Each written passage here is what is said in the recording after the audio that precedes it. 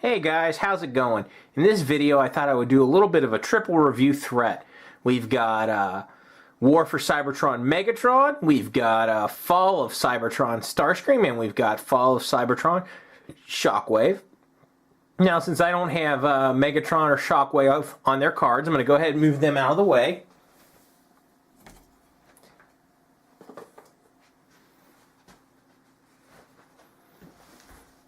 And we'll just focus in on Starscream here. Basically, he just comes packaged on a regular blister card, like all deluxes. On the front, obviously, we got Starscream, his guns, some artwork, and on the back, we've got some photos of him in vehicle and robot mode, and some little blurs about him in tech specs. Pretty standard stuff for packaging. Anyway, that pretty much wraps this part up. I'll be back in a flash to get him out of the box and see what it's like along with his friends. Alright guys, here we are. I've got Fall of Cybertron Starscream out of his package. I've got War for Cybertron Megatron right there, and I've got Fall of Cybertron Shockwave right there. And funny enough, the only reason I don't have Shockwave in his alt mode is because I can't get him into his alt mode. And not that I can't figure out how to transform him, it's more physically that I can't. Because there's a little hack you can do with his gun. And typically, he holds his gun in his hand. But there's something you can do to actually give him a gun arm, just reconfiguring his arm a little bit. But I did it so well, apparently, I cannot separate the gun from the arm. That is the first time I've ever had an accessory kind of become permanently attached to a transformer. And I tried messing with that thing for about 10 or 15 minutes, couldn't get it to happen. I really don't want to force it because I'm afraid I'll break some plastic, so he's in perma robot mode. Kind of funny, but them's the breaks, I guess. Anyway, I'll just start off by covering Starscream here in his robot mode. I'm sorry, vehicle mode.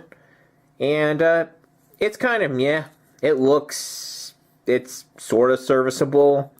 It's not much to write home about, honestly. As far as Cybertronian Jet, I think his Cybertron, the Cybertron toy for Starscream was much, much better than this.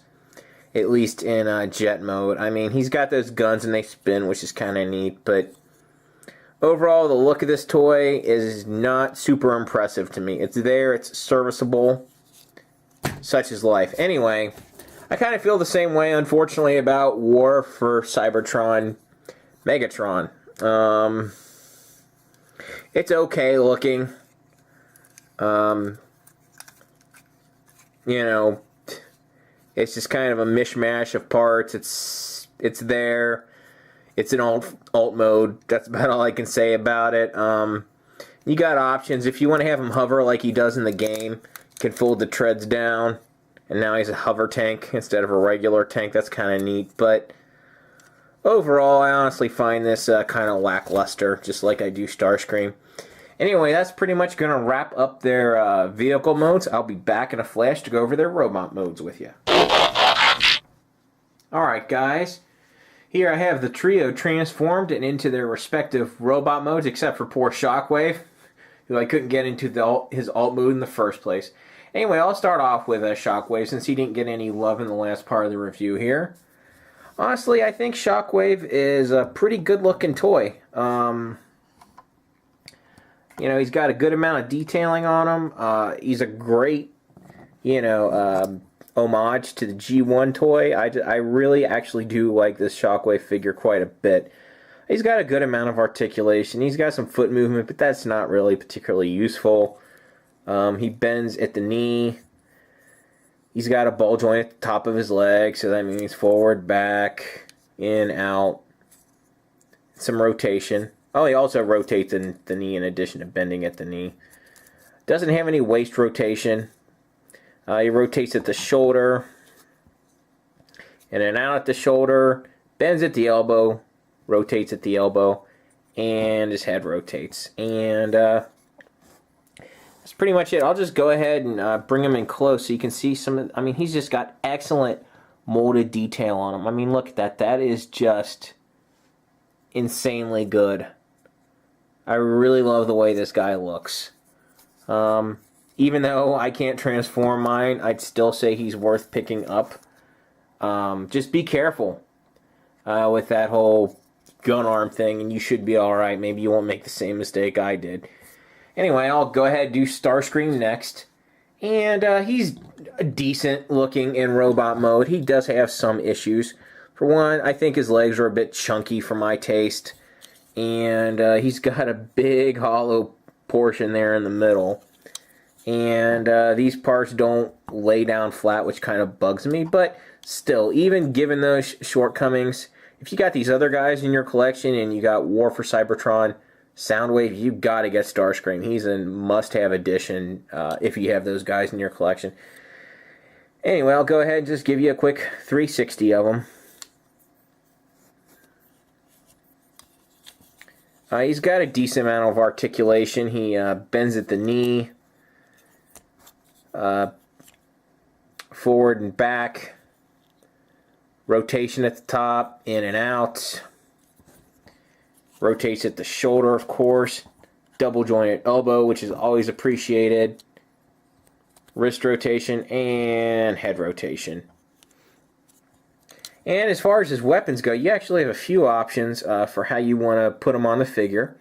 You, of course, can attach him to his arms in traditional Starscream style. He, of course, can also... Oops.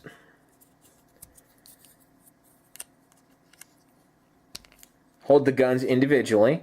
But I think there's something a lot of fans will like, and I certainly like. His guns actually combine to form one larger gun. You just do that. We got the spinning guns of death. Pretty neat. And yeah, he can hold it in that configuration too. Either A with one hand or B. You can actually have him hold it with both hands.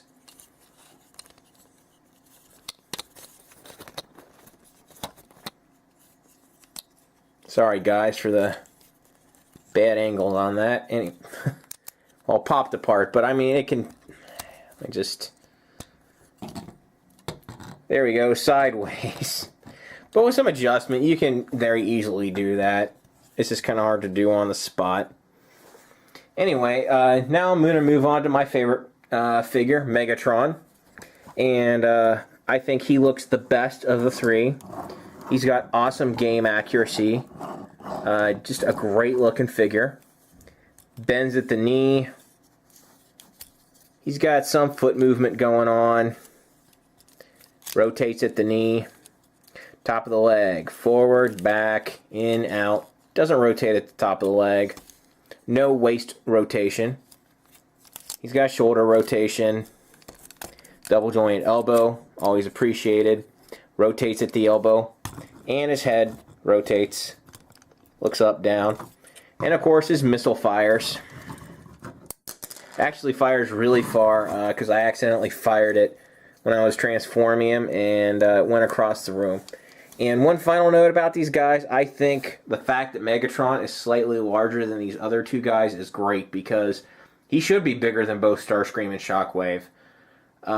That is just a happy coincidence that he is in toy form. And I'm just going to say one final thing actually about Fall of Cybertron itself. When War for Cybertron came out a couple years ago, the original game in the series, it was $40 as opposed to $60 on the consoles. Boy, have the tables been turned with Fall of Cybertron. See, the problem with Fall of Cybertron is you can only buy it on Steam. It's been almost out for almost a year now, and it's still $60 on Steam. I did see it on sale, I think, once for like $40, but it's been $60 pretty steadily. Every time I check the store, most of the time, it's still $60. Hence, I still haven't bought the game yet because I know it's not very long. And I don't want to spend $60 to play a game that I'll beat in 10 hours.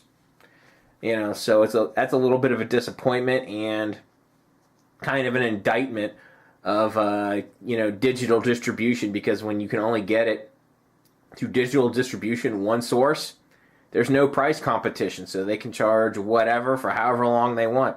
Just kind of irks me Just something I thought I'd comment on. Anyway, that's pretty much going to wrap this whole thing up. I hope you enjoyed watching it, and I will see you next time.